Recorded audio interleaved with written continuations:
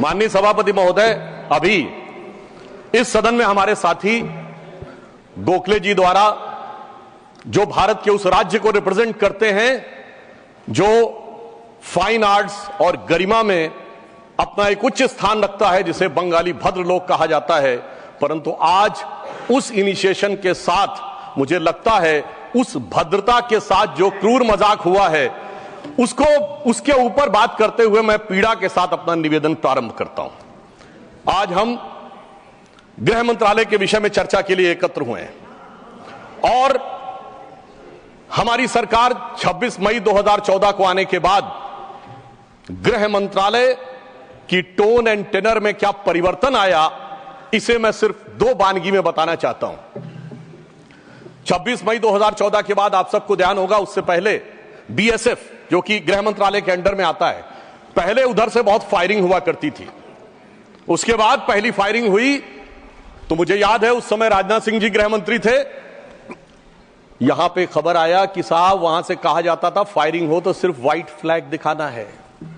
आपको पता है कि उस समय गृह मंत्रालय से संदेश गया बीएसएफ के डीजी को कि अब ये मोदी की सरकार है, अब व्हाइट फ्लैग नहीं दिखाया जाएगा, फायरिंग के ऊपर 4 गुना फायरिंग का जवाब दिया जाएगा। और आप सबने देखा होगा पिछले 10 सालों में सीमा पर फायरिंग में शांति आ गई है। दूसरा उदाहरण देना चाहता हूं, जब हमारी सरकार आई 26 मई 2014 को, उस समय अभी आईबी का उल्लेख हुआ जो गृह मंत्रालय में आती है, इंटेलिजेंस ब्यूरो, उसके चीफ श्री आसिफ इब्राहिम थे जो कांग्रेस पार्टी के शासनकाल में आईबी चीफ बने थे। वैसे तो हम किसी भी अफसर को धर्म जाति के आधार पर नहीं देखते, पर उस समय इस बात का प्रचार किया गया था कि देखिए एक मुस्लिम अधिकारी को आईबी का चीफ बनाया गया। परंतु आज तक का भारत का इतिहास है, जब कोई सरकार बदलती है तो आईबी चीफ 1 महीने से ज्यादा नहीं रहता है। परंतु श्री नरेंद्र मोदी जी की सरकार में श्री आसिफ इब्राहिम का 8 महीने का कार्यकाल था और उन्होंने उसे 8 महीने का कार्यकाल पूरा किया। याद रखना चाहिए कि मोदी जी के कार्यकाल का पहला आईबी चीफ मुस्लिम समाज से था। यह दर्शाता है कि हम समाज के वर्गों को डर पैदा करके साथ में नहीं लेना चाहते, विश्वास पैदा करके साथ में लेना चाहते हैं। आज हमारे गृह मंत्री आदरणीय अमित शाह जी गुजरात का प्रतिनिधित्व करते हैं, प्रधानमंत्री जी उत्तर प्रदेश से प्रतिनिधित्व करते हैं। सभापति जी, यह संयोग भारत के इतिहास में 3 बार बना है। पहली बार जब सरदार पटेल गुजरात से थे और पंडित नेहरू उत्तर प्रदेश से थे तो स्वतंत्रता का काल था। दूसरी बार लाल कृष्ण आडवाणी जी गृह मंत्री थे और अटल बिहारी वाजपेयी जी उत्तर प्रदेश से थे, तब भारत ने 21वीं सदी में प्रवेश किया था। आज जब अमित शाह जी गुजरात से हैं और मोदी जी यूपी से हैं, तो भारत ने अमृत काल में प्रवेश किया है। अर्थात मैं कह सकता हूं काल के कपाल पर, भारत के भाल पर कुछ तो नया होने वाला है और कुछ ना कुछ तो नया हुआ है, उसे आज समझने की जरूरत। अब मैं बताना चाहता हूं कि गृह मंत्रालय ने इस दरमियान किस किस प्रकार से कार्य किए। मैं 3 प्रकार के कार्य बताना चाहता हूं। एक, वो कार्य जो पिछली सरकारें भी कर रही थी, वो हमने करके दिखाया। दूसरा, वो कार्य जो पिछली सरकारें कर ही नहीं सकती थी, सोच नहीं पाई, वो करके दिखाया। और तीसरे वो कार्य हैं जिसपे पिछली सरकारों ने एड़ी चोटी का जोर लगा दिया कि नहीं हो सकते, वो भी करके दिखाया। पहली श्रेणी में वो कार्य हैं, यानी मैं मानता हूं दूसरी सरकारों ने भी प्रयास किया होगा कि आतंकवाद की घटनाएं कम हो और अपराध की घटनाएं कम हो। तो मैं बताना चाहता हूं आतंकवाद की जो कुल घटनाएं जून 2004 से 14 के बीच में 7214 थी, जो 14 से 2024 के बीच में 2240 है, 69% की कमी आई है। कुल मृत्यु जो नागरिकों की और सिक्योरिटी फोर्सेस की होती थी उसमें 68% की कमी आई है। नागरिकों की जो मृत्यु होती थी उसमें 81% की कमी आई है। सिक्योरिटी कोर्सेस में जो फोर्सेस की जो मृत्यु होती थी उसमें 46% की कमी आई है। और मैं एक महत्वपूर्ण बात बताना चाहता हूं, स्टोन पेल्टिंग के इंसिडेंसेस 2010 में 2654 थे, अब 0 हैं। ऑर्गेनाइज हड़ताल 0 है, स्टोन पेल्टिंग 0 है, स्टोन पेल्टिंग में जख्मी होने वाले 0 हैं। सभापति महोदय, पत्थर पड़ने के दौर खत्म हो गया, मगर अगर किसी की अकल पे पत्थर पड़ा हो तो उसे बदला हुआ नजारा नहीं दिखाई पड़ता। इसलिए मैं कहना चाहता हूं चश्मा उतारो फिर देखो यारो, दुनिया नई है चेहरा पुराना। महिला सुरक्षा के लिए एक अलग प्रभार बनाया गया। 2018 में इंटीग्रेटेड हेल्पलाइन बनाई गई और 181 हेल्पलाइन को राज्यों और केंद्र शासित प्रदेशों के साथ जोड़ा गया। फोरेंसिक को मजबूत करने के लिए प्रदेश में डीएनए विश्लेषण और साइबर फोरेंसिक की लैब्स भी बनाई गई। मॉडर्नाइजेशन करने के लिए 80 करोड़ की एक अलग मंजूरी दी गई। फोरेंसिक इकोसिस्टम को बेहतर बनाने के लिए 7 नई फोरेंसिक प्रयोगशालाएं बनाने की बात हुई, और जिसमें यूपी, बिहार, उड़ीसा, राजस्थान, छत्तीसगढ़, तमिलनाडु और केरल में, और इसके अतिरिक्त पुणे, गुवाहाटी, भोपाल और कोलकाता की लैब्स को और इंप्रूव करने का कार्य किया गया। ये वो कार्य हैं जो पिछली सरकारों ने सोचा नहीं था वो कर पाए। मैं उदाहरण देना चाहता हूं। एक है सीएए का उदाहरण अभी हमारे साथी ने दिया।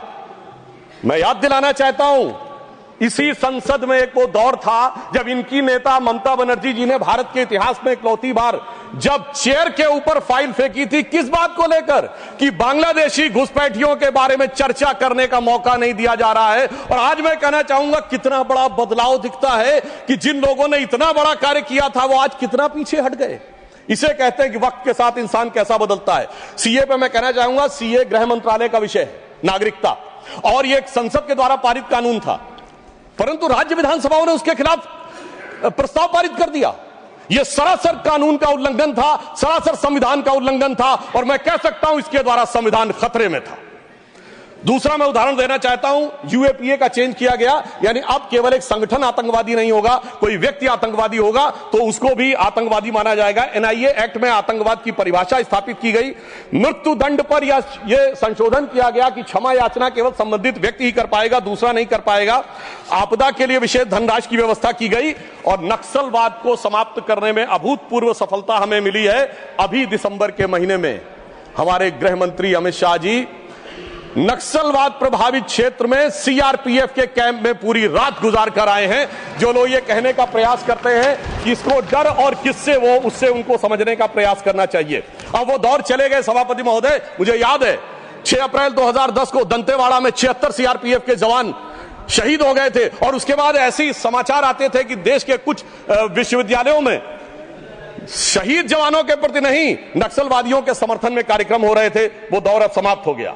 अब तीसरी श्रेणी में बताना चाहता हूं, वो काम आते हैं, किए हैं गृह मंत्रालय ने, जो पिछली सरकारें कहती रही कि ये नहीं हो सकता, नहीं हो सकता, वो करके दिखाया। धारा 35A, धारा 370। मैं कह सकता हूं जब सरदार पटेल गृह मंत्री थे, राज्यों का महकमा उनके पास था, वो कश्मीर की कसक जो रह गई थी, वो कसक अगर आज समाप्त हुई है तो अगस्त 2019 में अमित शाह जी के शासनकाल में वह समाप्त हुई है। मैं कहना चाहता हूं, श्यामा प्रसाद मुखर्जी जी ने पहला बलिदान दिया था। रावी के तट पर 26 जनवरी 1930 को कांग्रेस के लाहौर अधिवेशन में स्वराज्य की शपथ ली गई थी, पर वो शपथ अधूरी रह गई थी। तो सरदार पटेल के दिल में कसक थी, श्यामा प्रसाद मुखर्जी जी का बलिदान था, और अटल जी के दिल में वेदना थी। उन्होंने कहा था 15 अगस्त का दिन कहता आजादी अभी अधूरी है, सपने सच होने बाकी हैं, रावी की शपथ न पूरी है। परंतु वो शपथ किसने पूर्ण की? प्रधानमंत्री श्री नरेंद्र मोदी जी के नेतृत्व में हमारे वर्तमान गृह मंत्री श्री अमित शाह जी ने उसको पूरा किया। और इसी के साथ मैं एक पंक्ति में कहना चाहूंगा, इतना बड़ा परिवर्तन भारत के इतिहास में आया कि अपनी सरकार की तरफ से और प्रधानमंत्री जी की तरफ से कि दर्द की रात गई, गम के जमाने भी गए, और मोदी जी के हिम्मत से कई दाग पुराने भी गए। इसके अलावा जो कश्मीर में बड़ा परिवर्तन आया, मैं एक उदाहरण बताना चाहता हूं। अभी हमारे साथी ने डर का उल्लेख किया, तो मैं बताना चाहता हूं 10 सितंबर 2024 को भारत के पूर्व गृह मंत्री सुशील कुमार शिंदे जी का बयान था कि मैं गृह मंत्री के रूप में जाता था तो डल लेक में मैं गृह मंत्री के रूप में होता था, और डर के मारे उनकी क्या हालत होती थी, वह शब्द संसदीय नहीं है। तो मैं अपनी स्वरचित पंक्ति में कहना चाहूंगा, हमारे साथी सब समझ जाएंगे कि लहूलुहान थी घाटी और झेलम डरी हुई थी, खामोशियां रातों की दिन में भरी हुई थी, और दहशत का था वो आलम कि डल लेक घूमने में गृह मंत्री के पग के नीचे धरती फटी हुई थी। और आप समझिए आज हमारी स्थिति यह है कि हमारे गृह मंत्री वो हैं जिनको देखकर आतंकवादियों की छाती फटने लगती है, और आतंकवाद के समर्थन करने वालों के छाती में दर्द होने लगता है। सभापति जी, मैं कहना चाहता हूं, उनकी सरकार और हमारी सरकार में अंतर था जो भारत की परंपरा में है। उन्होंने बहुत दिन नाग पंचमी की, नागों को दूध पिलाया, हमने जन्मेजय का नाग यज्ञ करके दिखाया जिसमें सारे नाग आकर समाहित हो गए। तो मैं एक पंक्ति में कहना चाहूंगा, कश्मीर घाटी को लहूलुहान करने वालों सुनो, एक भी शहीद हुआ जवान नहीं भूले हैं, और दूध भी पिलाते हैं परंपरा हमारी मित्र, किंतु नाग यज्ञ का विधान नहीं भूले। और मैं ये कहना चाहता हूं, दूसरा उदाहरण, एक सिर्फ दूसरा उदाहरण, हमारे कांग्रेस के युवा नेता जिन्होंने तथाकथित भारत यात्रा निकाली, उसी कश्मीर कहते हैं कि हालात नहीं बदले। इस पूरे देश ने वो दृश्य देखा जब भैया और बहन दोनों सुरक्षित वातावरण में मधुर मनोभावों के साथ बर्फ के गोले के साथ खेलते नजर आ रहे थे। और ये वही कश्मीर था जहां उनके गृह मंत्री के पैर के नीचे धरती फटी जा रही थी। इतना बड़ा बदलाव भी दिखाई नहीं पड़ता। मैं पूछना चाहता हूं मेरे भाई कि अगर आप ये कहना चाहते हैं वही कश्मीर था जहां ऐसा इसके झंडे दिखाई पड़ते थे, जहां पाकिस्तान जिंदाबाद के नारे दिखाई पड़ते थे, वहां पर अगर आरजी और पीजी दोनों एक साथ सुरक्षित थे, एसजी भी खुश रही होंगी, मुझे लगता है जीजा जी को भी खुशी का एहसास होना चाहिए। मैंने किसी का नाम नहीं लिया है। और इसके लिए गृह मंत्री जी को साधुवाद देना चाहिए कि कश्मीर में इतना बड़ा बदलाव देखने को मिला है, कम से कम इतना तो करना चाहिए। और मैं अपने साथियों से कहना चाहूंगा जो उनके नेता बोलते हैं डरो मत, हकीकत का सामना करो कि कितना बदलाव आया है, इसको स्वीकार करो, डरो मत। डरने का काम देश के विरोधियों के लिए छोड़ दो हमारी सरकार ने। इसके अलावा हमारी सरकार के समय में इंडियन पैनल कोड को भारतीय न्याय संहिता के रूप में जो बदलाव किया गया वो एक महत्वपूर्ण बात है। परंतु मैं सभापति महोदय यह भी बताना चाहूंगा कि जब भी किसी चीज की तुलना हो तो तुलनात्मक होनी चाहिए। जब हमारी सरकार आई और गृह मंत्रालय का दौर आया तो उस जमाने में क्या अंतर था सिक्योरिटी में और आज क्या बड़ा अंतर है। राष्ट्रीय सुरक्षा सबसे प्रमुख दायित्व है, जैसा कि हमारे साथी ने कहा, लॉ एंड ऑर्डर तो स्टेट का सब्जेक्ट है, पर राष्ट्रीय सुरक्षा गृह मंत्रालय की बात मैं पूछना चाहता हूं। हमारी सरकार आने से पहले दिल्ली में धमाके नहीं होते थे क्या? मुंबई में नहीं होते थे? चंडीगढ़, गुवाहाटी, लखनऊ, फैजाबाद, जयपुर, नागपुर, हैदराबाद, कौन सा ऐसा शहर का जहां धमाके नहीं होते थे? चलती ट्रेन में धमाके, चलते बस में धमाके, लोकल ट्रेन में धमाके, और लिखा रहता था बस अड्डे पे धमाका, रेलवे स्टेशन पे धमाका, लिखा रहता था छूना नहीं धमाका हो जाएगा। मगर इसके बावजूद आज वो केवल दक्षिण कश्मीर के 4 जिलों तक सीमित हो गया है। इसके बावजूद इतना बदला हुआ नजारा नजर नहीं आता है। यह दर्शाता है कि कितना पूर्वाग्रह की दृष्टि है। और यह भी मैं बताना चाहता हूं, इस सरकार, पिछली सरकार के शासनकाल में जांच के अंदर किस प्रकार का कार्य हुआ, मैं 2 चीजों का उदाहरण देना चाहता हूं। समझौता एक्सप्रेस केस दुनिया के इतिहास का इकलौता केस होगा कि पहले वहां सरकार जांच कर रही थी कि पाकिस्तान ने कराया, अचानक यू टर्न ले लिया और तथाकथित हिंदू आतंकवाद पे आ गए। किस आधार के ऊपर? आरोपी के रूप में असीमा आनंद जी का जेल में इंटरव्यू। मैं पूछना चाहता हूं जेल में इंटरव्यू कैसे हुआ? बजाय इंटरव्यू लेने वाले पे कार्रवाई होने के पुलिस के सामने दिया गया बयान एडमिसिबल नहीं होता है और इंटरव्यू के आधार के ऊपर चेंज कर दिया। जबकि डेविड कोलमैन हेडली की तीसरी पत्नी फौजिया का अमेरिका में दिया इंटरव्यू है जिसमें सीधे सीधे उसने कहा कि यह पाकिस्तान का इन्वॉल्वमेंट था। दूसरा उदाहरण देना चाहता हूं, इशरत जहां केस। यह दुनिया के इतिहास में इन्वेस्टिगेटिव एजेंसी में एक अद्भुत उदाहरण होगा कि पहले भारत की आईबी और सीबीआई दोनों कह रही थी कि इशरत जहां आतंकवादी है, फिर अचानक सीबीआई ने स्टैंड चेंज कर दिया और कहा वो आतंकवादी नहीं है। मगर सभापति महोदय, आईबी चीफ कहते रहे कि वो आतंकवादी है। यानी ऐसा विचित्र उदाहरण था कि एक ही सरकार की 2 एजेंसी एक दूसरे के खिलाफ बोल रही थी। और जब हमारी सरकार आई और वो हलफनामा बदलने का आधार पूछा गया तो सभापति महोदय फाइल गायब थी। यह दर्शाता है कि सिक्योरिटी का किस प्रकार से मजाक उड़ाया गया। 26/11 का हमला हाफिज सईद ने कराया, यह इनकी सरकार मानती थी, मगर हमारे कई सम्मानित नेता उस तरफ बैठे जो कहते थे आरएसएस ने कराया। सिक्योरिटी का जिस प्रकार का मजाक इनकी सरकार में उड़ाया गया है, यह दर्शाता है कि वो सिक्योरिटी किस प्रकार की थी। मुझे समझ में नहीं आ रहा था कि वो लोग जो अपने जमाने में क्या कहते थे कि इशरत जहां बेटी है, याकूब मेनन की जुडिशियल किलिंग हुई है, अफजल हालात का मारा है, जाकिर नायक शांति का मसीहा है, ओसामा जी हैं, हाफिज साहब हैं, इस हालात के बाद क्या होना था? मैं पूछना चाहता हूं, ये डर के बोल रहे थे या प्रेम से बोल रहे थे? या आपकी मोहब्बत की दुकान के सरमाएदार थे या मोहब्बत की दुकान के खरीदार थे? और मैं सिर्फ अब 2 स्टेटमेंट कोट करना चाहूंगा उस सरकार की हालत के लिए। 20 जनवरी 2013 को तत्कालीन गृह मंत्री सुशील कुमार शिंदे जी ने जयपुर में वक्तव्य दिया कि आरएसएस के कैंप्स में टेरर ट्रेनिंग की जाती है। और जब सुषमा स्वराज जी ने आके सदन में पूछा, गृह मंत्री ने अपना बयान वापस ले लिया। सोचिए, इस प्रकार का मजाक भारत की सुरक्षा के साथ कभी सुनाई नहीं पड़ता। और 14 जुलाई 2011 को कांग्रेस के एक चिर युवा नेता, जो चिर क्रोधित और चिर आक्रोशित रहते हैं, उन्होंने एक वक्तव्य दिया था, but terrorism is something that is impossible to stop all the time. यानी हमेशा के लिए आतंकवाद को रोकना मुमकिन नहीं है। सभापति महोदय, जिस सरकार का चाल चलन ऐसा था, उसके हालात में रोकना मुमकिन नहीं था। पर आज मोदी जी की सरकार है तो मोदी है तो मुमकिन है, वो हमने करके दिखाया। मैं दूसरा बताना चाहता हूं उदाहरण। एक दौर था जिस जमाने में 26/11 हमले के बाद से पहले 2007 में आंतरिक सुरक्षा के लिए नीति क्या थी? हवाना में जाके यह कहा कि पाकिस्तान आतंकवाद से पीड़ित देश है। यह भारत सरकार का ऑफिशियल स्टेटमेंट था। 26/11 के हमले के केवल 9 महीने बाद जुलाई 2009 में शर्म एल शेख में ज्वाइंट डिक्लेरेशन में बलूचिस्तान का उल्लेख आया और यह कहा गया टेरर के अटैक से टॉक्स प्रभावित नहीं होंगी।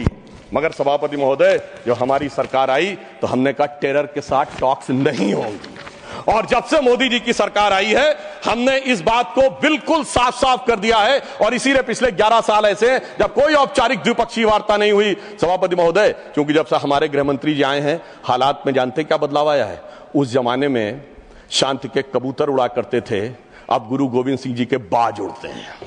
और जिसे हम अपने लखनऊ की भाषा में कहते हैं कि अम्मा मियां वो दिन लद गए जब उस्ताद लल्लू खा फाख्ते उड़ाया करते थे। और अब वो बदलाव ये देखने को मिला है।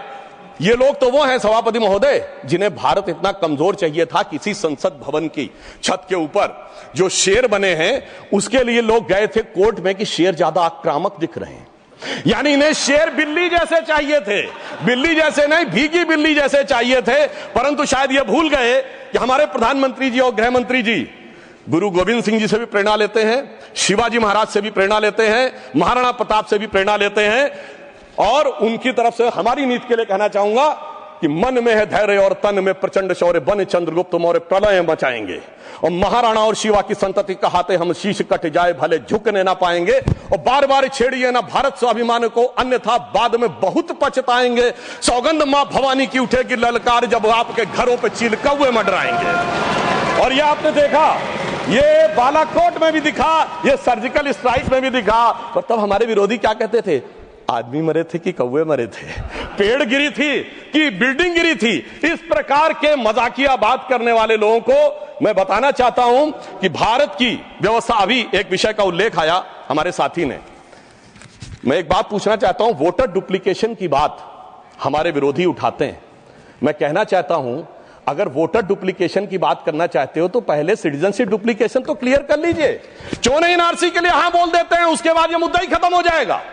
भाई, जब आप कह रहे हैं कि वोटर्स को लेकर आपके मन में संदेह है तो एक बार एनआरसी करवा दीजिए, दूध का दूध पानी का पानी। मगर सभापति महोदय, एनआरसी क्यों नहीं करानी है? उसका कारण यह है कि पिछले चुनाव में सबसे बड़ी जीत कहां पे हुई है? असम की धुबरी सीट पे कांग्रेस के नेता रकीबुल हसन 10,25,000 से जीते हैं। और असम के जो हमारे साथी यहां बैठे होंगे, धुबरी को मिनी बांग्लादेश कहा जाता है। तो इसलिए एनआरसी नहीं करानी है, मगर डुप्लीकेशन का मुद्दा उठाना है। मैं पूछना चाहता हूं जो लोग इस विषय को उठाना चाहते हैं। सर, मैंने तो बोला ही नहीं, मैंने तो सिर्फ ये तारीफ की वो जीते हैं। I have just put up the facts and nothing personal. I have said he has got the biggest. Sir, हमने तो सिर्फ एक डाटा बताया है। सुधांशु जी, टेक योर सीट।